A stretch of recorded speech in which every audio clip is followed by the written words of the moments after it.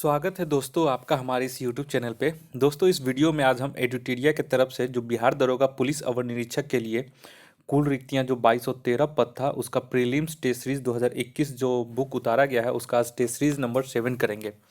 तो आप लोग यहाँ पे कंफ्यूज मत कीजिएगा, एडुटेरिया की तरफ से यहाँ पे गलत प्रिंट हो गया है, बीपीएससी प्रीलिम्स यहाँ पे हो गया है। तो बीपीएससी नहीं होगा बल्कि BPSSC Bihar police subordinate service commission होता है, ठीक है। तो यहाँ पे बीपीएसएससी प्रीलिम्स हो जाएगा, ठीक है। चलिए तो टेस्ट नंबर 7 शुरू करते हैं। तो यहाँ पे क्वेश्चन बोल रहा है, भारत में पूंजी निर्माण संबंधी आंकड़े कौन जारी करता है। तो यहाँ पे सही आंसर हो जाएगा ऑप्शन सी, सीएसओ। सीएसओ का मुख्यालय नई दिल्ली है और सीएसओ की स्थापना 1951 में की गई थी। क्वेश्चन नंबर दूसरा, ये दादा भाई नौरोजी के आकलन के अनुसार वर्ष 1967 से वर्ष 1867 और 1868 में प्रति व्यक्ति आय कितनी थी। तो दूसरा का सही हो जाएगा ऑप्शन ए, 20 रुपया।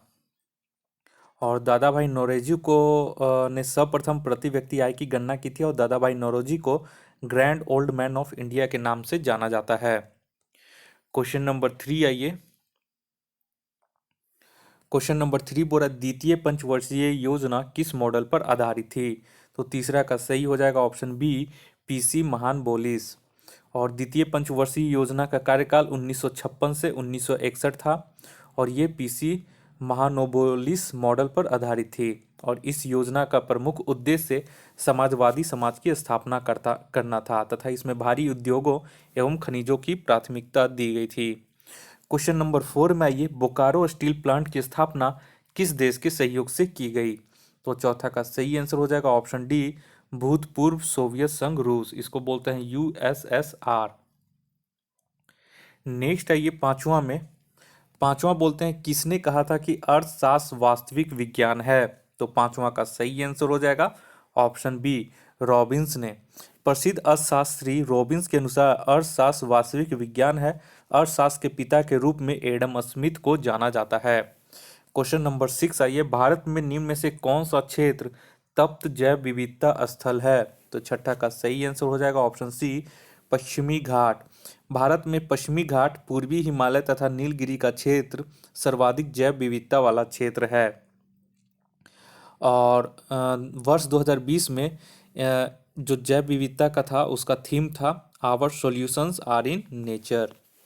और जैव विविधता दिवस कब मनाया जाता है। तो 22 मई को मनाया जाता है। देखिए नीचे ही क्वेश्चन दे दिया है, विश्व जैव विविधता दिवस कब मनाया जाता है। तो ये ऑप्शन सी हो जाएगा 22 मई को। नेक्स्ट क्वेश्चन आइए 8वां नंबर में। 8वां बोला, निम्नलिखित में से कौन एक कृत्रिम परितंत्र है। तो 8वां का सही हो जाएगा ऑप्शन डी, बगीचा। नेक्स्ट आइए 9 नंबर में। 9 नंबर क्वेश्चन बोल रहा है, निम्न में से कौन न्यूनतम पर्यावरणीय प्रदूषण का उदाहरण है। तो 9 का सही हो जाएगा option C, hydrogen. Question number 10 आइए, भारत सरकार द्वारा भूमि क्षरण तटस्थता तटस्थता प्राप्त करने का लक्ष्य रखा गया है। तो 10 का हो जाएगा ऑप्शन ए, 2030 तक। नेक्स्ट आइए 11 नंबर में। 11 नंबर क्वेश्चन बोल रहा है, भारत की जनगणना 2011 के अनुसार भारत के निम्नलिखित राज्यों में से कौन सा एक राज्य न्यूनतम आबादी वाला राज्य है। तो 11 का सही हो जाएगा ऑप्शन डी, पंजाब। नेक्स्ट आइए क्वेश्चन नंबर 12 में। क्वेश्चन नंबर 12 बोल रहा है, निम्नलिखित में से कौन सा भारतीय राज्य दो अथवा अधिक देशों के साथ अंतर्राष्ट्रीय सीमा को साझा नहीं करता। तो 12 का सही हो जाएगा आंसर डी, त्रिपुरा। त्रिपुरा 3 ओर से बांग्लादेश से घिरा हुआ है, केवल उत्तर पूर्व में यह असम और मिजोरम से जुड़ा हुआ है। 13 नंबर आइए, गॉडविन आस्टीन या K2 जो भारत की सबसे ऊंची चोटी है किस हिमालय के क्षेत्र के अंतर्गत आता है। तो 13 का सही हो जाएगा ऑप्शन ए, ट्रांस हिमालय के अंतर्गत। क्वेश्चन नंबर 14 आइए। क्वेश्चन नंबर 14 बोल रहा है, कृष्णराज सागर बांध जलाशय किस नदी पर बनाया गया है। तो 14 का सही हो जाएगा ऑप्शन डी, कावेरी नदी।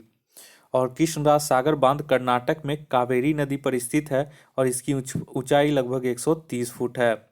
वहीं नागार्जुन सागर बांध तेलंगाना में कृष्णा नदी पर स्थित है। नेक्स्ट है ये 15 में 15 बोल रहा है भारत में मानसून की अवधि औसतन कितने समय के लिए विस्तारित होती है। तो 15 का सही आंसर हो जाएगा ऑप्शन बी 100 से 120 दिन। नेक्स्ट है ये क्वेश्चन नंबर 16 में क्वेश्चन नंबर 16 बोल रहा है निम्नलिखित में से कौन सी प्रशांत महासागर की धारा नहीं है। तो 16 का सही आंसर हो जाएगा ऑप्शन सी अगुलहास धारा। अगुलहास धारा हिंद महासागर में बहने वाली गर्म जल धारा है। वहीं पे अलास्का प्रशांत महासागर की गर्म जल धारा है और ओएससीओ प्रशांत महासागर की ठंडी जलधारा है और कैलिफोर्निया प्रशांत महासागर की ठंडी जलधारा है। 17 नंबर में है निम्नलिखित में से कौन एक शीत स्थानीय पवन कोल्ड लोकल विंड है। तो 17 का सही हो जाएगा option D mistral. Mistral Spain एवं फ्रांस में चलने वाली स्थानीय शीतल पवनें हैं और हरमटन यह एक सहारा मरुस्थल से दक्षिण पश्चिम दिशा में चलने वाली गर्म तथा शुष्क पवन है और फौन जो हो गया वह अल्पास पर्वत की उत्तरी ढाल से उतरने वाली गर्म एवं शुष्क हवा है। इसका सर्वाधिक प्रभाव स्विट्जरलैंड में होता है। वहीं जो चिनूक है यह शुष्क गर्म पवन है जो संयुक्त राज्य अमेरिका में रॉकी पर्वत के ढालों और कनाडा में चलती है। नेक्स्ट है ये 18 नंबर क्वेश्चन में निम्नलिखित में से कौन सही सुमेलित नहीं है। तो इसमें हो जाएगा ऑप्शन डी जो है सही सुमेलित नहीं है। डेन्यूब नदी का उद्गम ब्लैक फॉरेस्ट जर्मनी से है और डेन्यूब नदी का गिरने का स्थान काला सागर है। नेक्स्ट है ये 19 नंबर 19 बोल रहा है निम्न में से कौन सा सही सुमेलित नहीं है। तो 19 का सही हो जाएगा option C sorry option C ठीक है 19 का सही आंसर हो जाएगा ऑप्शन सी सही सुमेलित नहीं है।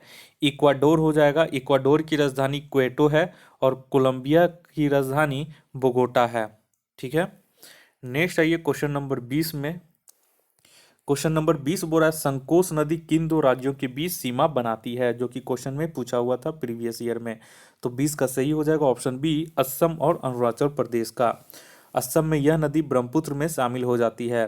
यह नदी असम और अरुणाचल प्रदेश के बीच सीमा का निर्धारण करती है और संकोश नदी उत्तरी भूटान से निकलती है। क्वेश्चन नंबर 21 आइए डाफला और सिंहपो जनजातियां किस प्रदेश में पाई जाती हैं। तो 21 का सही हो जाएगा ऑप्शन सी अरुणाचल प्रदेश में। क्वेश्चन नंबर 22 आइए कैथोड किरणों में होता है। तो 22 का सही हो जाएगा ऑप्शन डी द्रव्यमान और आवेश दोनों। नेक्स्ट आइए 23 नंबर में कार्बन के 6.023 इंटू 10⁻22 परमाणुओं का भार कितना होता है। तो 23 का सही हो जाएगा ऑप्शन बी 1.2 ग्राम। और अगर पूछ देता यहाँ पे 6.023 इंटू 10⁻23 तो ये हो जाएगा 12 ग्राम हो जाता। ठीक है। और मोल कंसेप्ट भी यहीं से आया हुआ है। नेक्स्ट है ये 24 नंबर में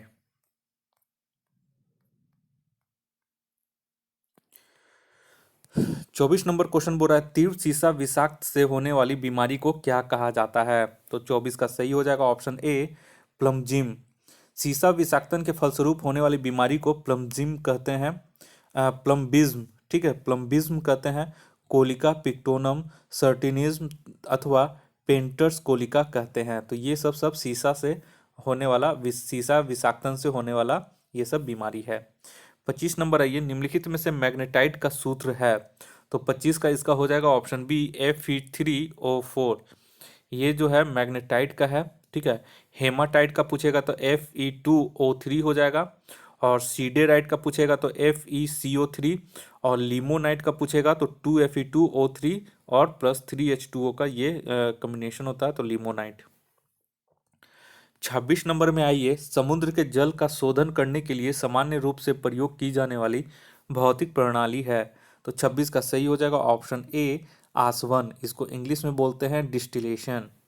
27 नंबर क्वेश्चन आइए वायु में हाइड्रोजन जब जलती है तो क्या पैदा होती है। तो 27 का हो जाएगा ऑप्शन डी जल यानी कि H2+O2 इक्वल टू बन जाएगा आपका H2 ठीक है। तो H2O जो होता है वो जल का ही रासायनिक सूत्र होता है।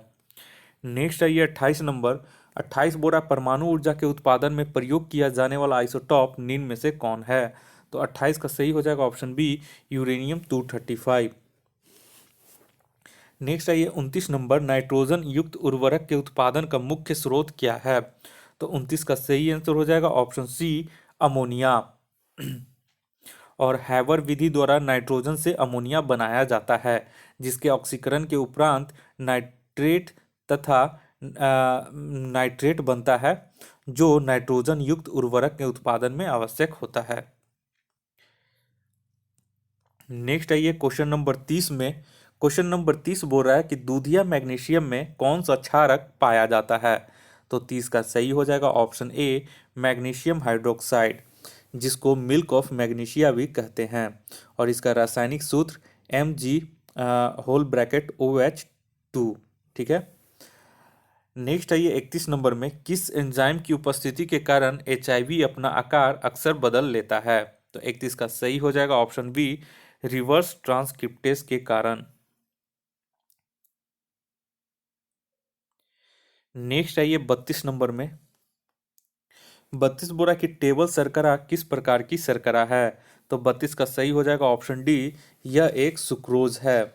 और सुक्रोज एक कार्बनिक यौगिक होता है, जिसे सामान्यतः टेबल शर्करा के नाम से भी जाना जाता है। नेक्स्ट क्वेश्चन आइए 33 में। 33 बोला है सूची 1 को सूची 2 से मिलान करें, और यहाँ पे सूची 1 और सूची 2 दिया गया है। तो 33 का हो जाएगा ऑप्शन यहाँ पे सी हो जाएगा। ठीक है, तो इसका ऑप्शन सी हो जाएगा। तो देखिए विटामिन ए हो जाएगा रेटिनॉल, 1 2 3 4 है। Vitamin D calciferol, vitamin E हो जाएगा टोकोफेरॉल, और विटामिन के हो जाएगा फिलोक्विनोन। नेक्स्ट है ये 34 में, विटामिन ई विशेषता किसके लिए महत्वपूर्ण है? तो 34 का हो जाएगा ऑप्शन सी उपकला। उपकला एपिथीलियम ऊतकों के सामान्य स्वास्थ्य के लिए। नेक्स्ट है ये क्वेश्चन नंबर 35 में। 35 बोल रहा है कि मूत्र के स्रावन को बढ़ाने वाली औषधि को क्या कहा जाता है? तो 35 का सही हो जाएगा ऑप्शन सी डायूरेटिक। नेक्स्ट आइए 36 में, अस्थियों से मांसपेशियों को जोड़ने वाला संयोजी ऊतक क्या कहलाता है? तो 36 का सही हो जाएगा ऑप्शन ए कंडारा। और कंडारा को बोलते हैं टेंडन। ठीक है, कभी कभी कंडारा नहीं दिया रहेगा तो टेंडन लिखा रहेगा, तो आप लोग टेंडन मारिएगा। और वहीं पे अस्थियों को अस्थियों से जोड़ने वाला ऊतक को हिंदी में स्नायु, इंग्लिश में लिंगामेंट बोलते हैं। 37 नंबर आइए। 37 बोला मानव मस्तिष्क में कितने निलय होते हैं? तो 37 का एक हो जाएगा ऑप्शन डी 4। नेक्स्ट आइए 38 में, एक पक्षी तथा कीट के पंख कैसे होते हैं? तो 38 का सही हो जाएगा ऑप्शन सी समवृत्ति। देखिए यहाँ पे एक चीज है, इसका जो किताब उतारा गया टेस्ट सीरीज, वो इंग्लिश मीडियम वाले को थोड़ा सा प्रॉब्लम करेगा हिंदी समझने में। ठीक है, और हिंदी वाले में भी कुछ कुछ वैसा शब्द यूज किए गए हैं जो कि बहुत डिफिकल्ट है समझने में। अगर उसका ब्रैकेट में इंग्लिश लिख दिया जाता तो ज़्यादा बेहतर रहता। क्वेश्चन नंबर 38 आइए, एक पक्षी तथा कीट के पंख कैसे होते हैं? तो 38 का हो जाएगा सही आंसर ऑप्शन सी 39 नंबर आइए। 39 बोल रहा है परागण क्या होता है? तो 39 का जो सही आंसर हो जाएगा वो ऑप्शन बी परागकोशों से वर्तिकाग्र की ओर परागकणों का स्थानांतरण परागकण कहलाता है। नेक्स्ट आइए 40 नंबर में। 40 नंबर क्वेश्चन बोल रहा है पौधों में प्रकाशानुवर्ती संचलन किसके द्वारा नियंत्रित किया जाता है? तो 40 का सही हो जाएगा ऑप्शन ए ऑक्सीन के द्वारा। नेक्स्ट आइए 41 नंबर। 41 बोल रहा है कि समान चुंबकीय क्षेत्र किससे दर्शाया जाता है? तो 41 का सही हो जाएगा ऑप्शन बी समानांतर रेखाओं द्वारा। एक समान चुंबकीय क्षेत्रों को समानांतर रेखाओं से दर्शाया जाता है। नेक्स्ट क्वेश्चन आइए 42 में। 42 बोल रहा है कि बहुल मापी का प्रयोग किसके मापन में किया जाता है? तो 42 का सही हो जाएगा, इसमें तो हमको पता है ऑप्शन डी बहुल मापी मतलब मल्टीमीटर। तो इनमें से सभी को मेजर करने में इसका यूज किया जाता है। 43 में आइए, निम्नलिखित में से कौन एक सदिश मात्रक नहीं है? सदिश नहीं है मतलब वेक्टर नहीं है, यानी कि वो स्केलर पूछ रहा है। तो 43 का हो जाएगा ऑप्शन ए समय। टाइम जो है एक स्केलर क्वांटिटी है, ये सदिश राशि नहीं है। 44 में आइए, 44 नंबर क्वेश्चन बोल रहा है निम्नलिखित में से किस भौतिक मात्रा के युग्म की समान विमाएं हैं। तो 44 का सही हो जाएगा ऑप्शन बी, कार्य एवं ऊर्जा दोनों की समान विमाएं हैं, यानी कि डायमेंशन है। तो इसका डायमेंशन क्या होता है, ml² T-2। नेक्स्ट आइए 45 में, एक पौधे पर पुष्पन होने के लिए उत्तरदायी हार्मोन है। तो 45 का सही हो जाएगा ऑप्शन डी, फ्लोरिजेन। फ्लोरिजेन हाइपोथीसाइज्ड हार्मोन है जो पौधे में फूलन को नियंत्रण करने के लिए जिम्मेदार है। यह पत्तियों में उत्पन्न होता है। वहीं जिब्रेलिन हार्मोन पौधों के तनों की लंबाई में वृद्धि करने में सहायक होता है। और साइटोकाइनिन हार्मोन कोशिका विभाजन को प्रेरित करना होता है। एथिलीन हार्मोन फलों के पकने में काम करता है। नेक्स्ट आइए 46 नंबर, वास्तविक गैस निम्न में से किस स्थिति में एक आदर्श गैस के रूप में क्रिया कर सकती है। तो 46 का सही हो जाएगा ऑप्शन ए, निम्न दाब और उच्च तापमान में। नेक्स्ट आइए क्वेश्चन नंबर 47। क्वेश्चन नंबर 47 बोल रहा है किस अधिनियम द्वारा भारत में प्रांतों को स्वायत्तता प्रदान की गई है। तो 47 का सही आंसर हो जाएगा ऑप्शन सी, भारत सरकार अधिनियम 1935 के तहत।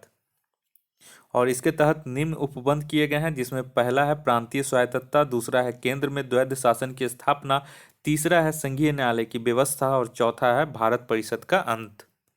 क्वेश्चन नंबर 48 आइए, 48 बोल रहा है किसी धर्म विशेष के संवर्धन के लिए करों के भुगतान की अनिवार्यता से मुक्ति से गारंटी दी गई है। तो 48 का सही हो जाएगा ऑप्शन सी, अनुच्छेद 27 के तहत। नेक्स्ट आइए क्वेश्चन नंबर 49 में। क्वेश्चन नंबर 49 बोल रहा है निम्न में से कौन भारत के राष्ट्रपति के विवेकाधिकार के अंतर्गत आता है। तो 49 का सही हो जाएगा ऑप्शन सी, प्रधानमंत्री की नियुक्ति। नेक्स्ट क्वेश्चन आइए 50 में। 50 बोल रहा है निम्नलिखित में से कौन से भारतीय संसद के संगठक हैं। तो 50 का सही हो जाएगा ऑप्शन सी, 1, 2, 3, राष्ट्रपति, लोकसभा, राज्यसभा तीनों। नेक्स्ट आइए 51 में, भारतीय संविधान के अंतर्गत अपशिष्ट अधिकारों का अर्थ है। तो 51 का सही हो जाएगा ऑप्शन डी, अपशिष्ट अधिकारों का अर्थ होता है अधिकार जिनको केंद्रीय सूची, राज्य सूची, समवर्ती सूची में स्पष्ट सर्वप्रथम रूप से शामिल नहीं किया गया है। 51 आइए 52 नंबर में आइए, 52 बोरा निम्नलिखित में से किस समिति की रिपोर्ट में लोकपाल और लोकायुक्त संस्थाओं की स्थापना की सिफारिश की गई थी। तो 52 का सही हो जाएगा आंसर ए, प्रथम प्रशासनिक सुधार समिति।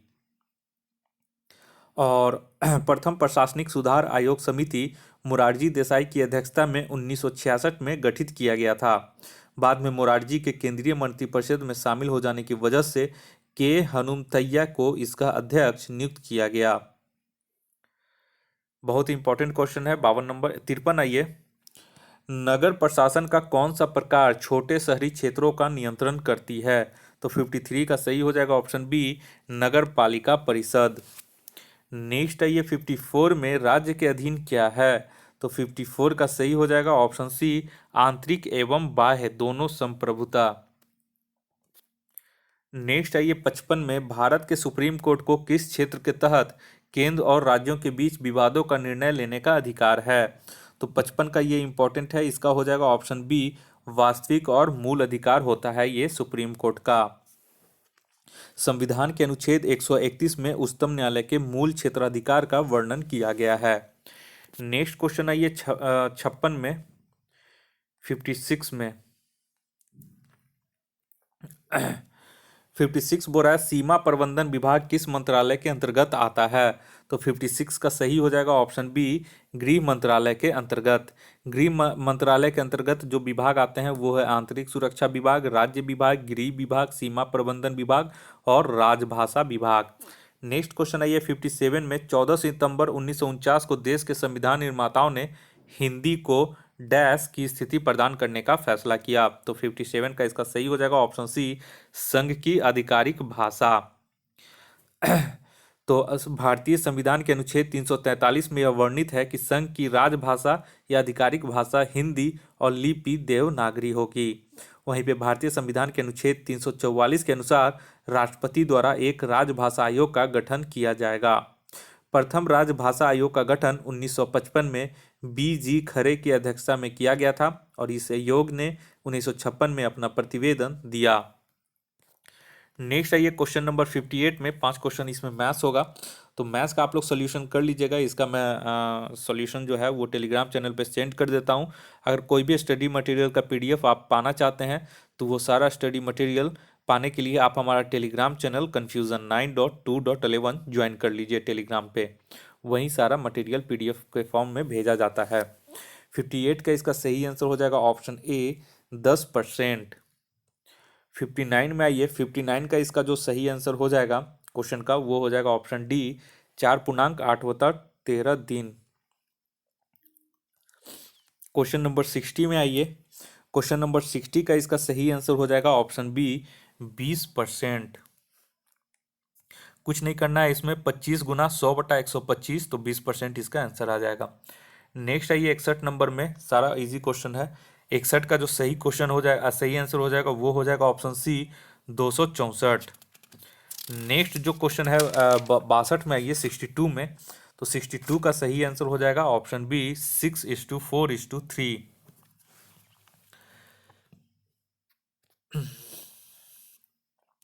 अब फिर जी के आ गया है 63 में आइए, एकमात्र गवर्नर जनरल कौन था जो यहूदी संप्रदाय का था। तो 63 का सही हो जाएगा ऑप्शन ए लॉर्ड रीडिंग।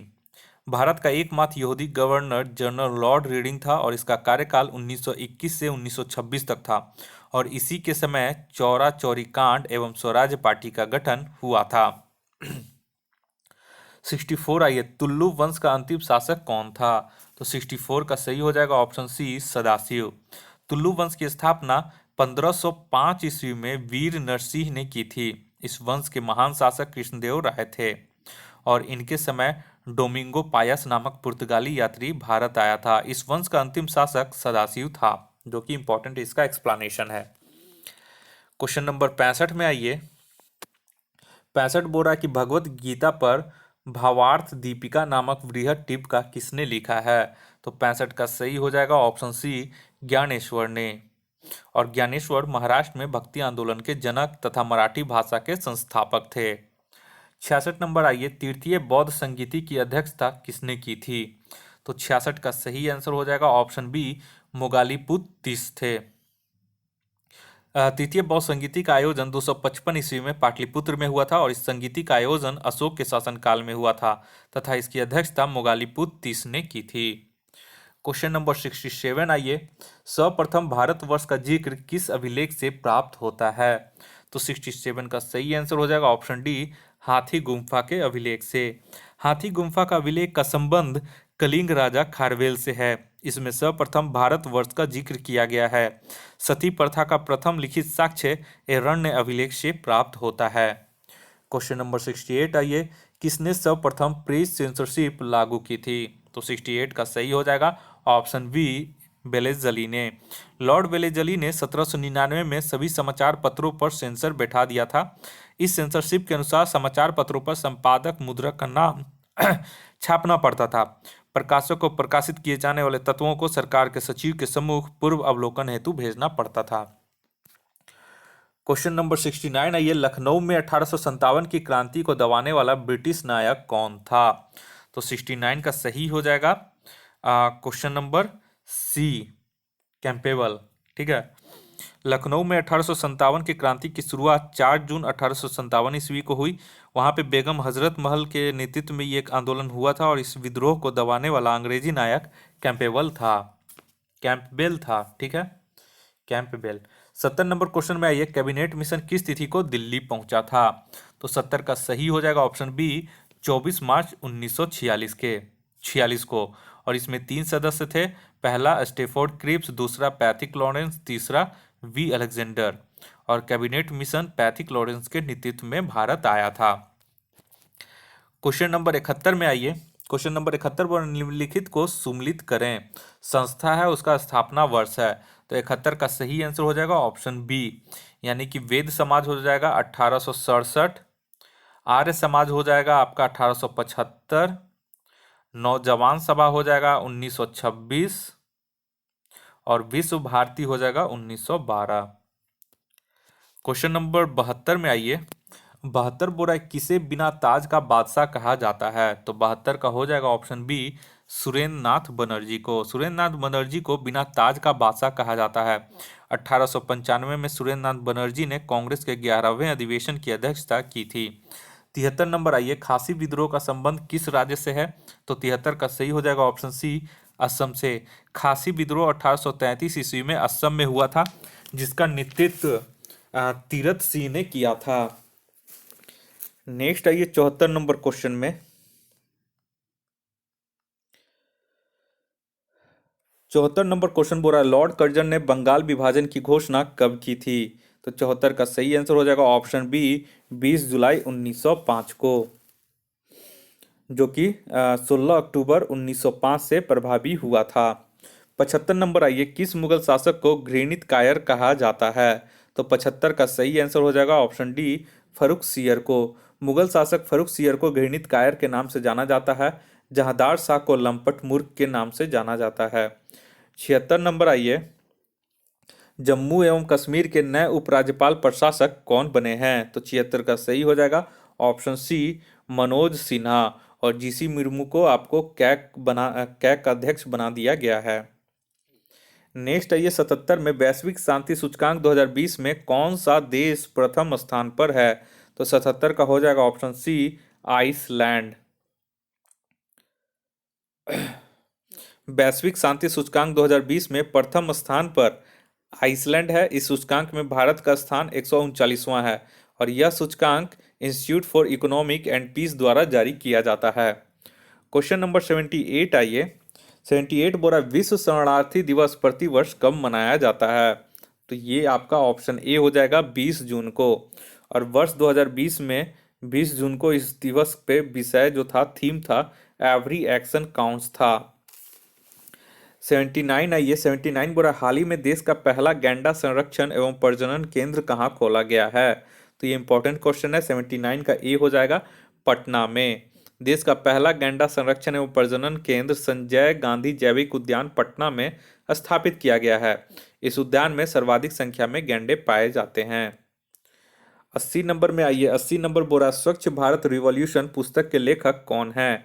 तो 80 का सही हो जाएगा option B Parameswaran Iyer.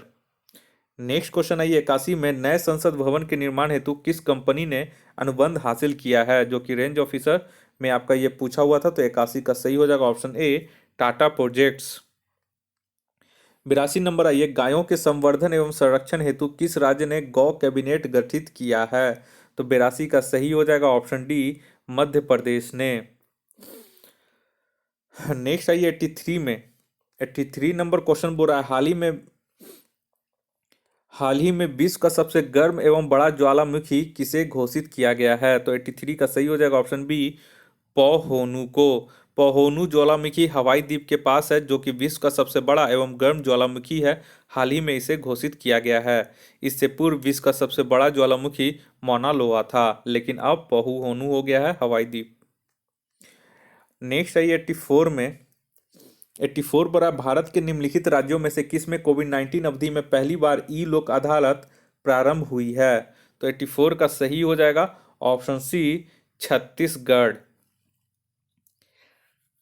Next आइए 85 में, आरोग्य सेतु ऐप जो भारत सरकार द्वारा लॉन्च किया गया है संबंधित है।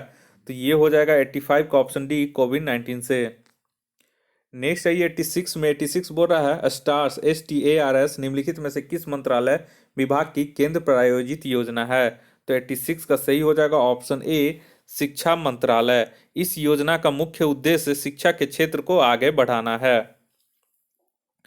नेक्स्ट आइए क्वेश्चन नंबर 87 में, निम्न में से किस राज्य की पहली और एकमात्र महिला मुख्यमंत्री रही सैयदा अनवरा तैमूर का दिल का दौरा पड़ने से निधन हो गया? तो 87 का सही हो जाएगा ऑप्शन बी असम। असम की पहली और एकमात्र महिला मुख्यमंत्री रही सैयदा अनवर तैमूर का ऑस्ट्रेलिया में निधन हो गया। वह असम राज्य की एकमात्र मुस्लिम मुख्यमंत्री भी थी। वह 6 दिसंबर 1980 से लेकर 30 जून 1981 तक राज्य की मुख्यमंत्री रही थीं।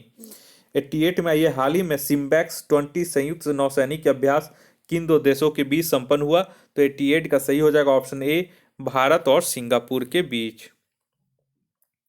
नेक्स्ट है 89 में किसान सूर्योदय योजना निम्न में से किस राज्य में प्रारंभ की गई? तो 89 का सही हो जाएगा ऑप्शन सी, गुजरात में। नेक्स्ट है 90 नंबर।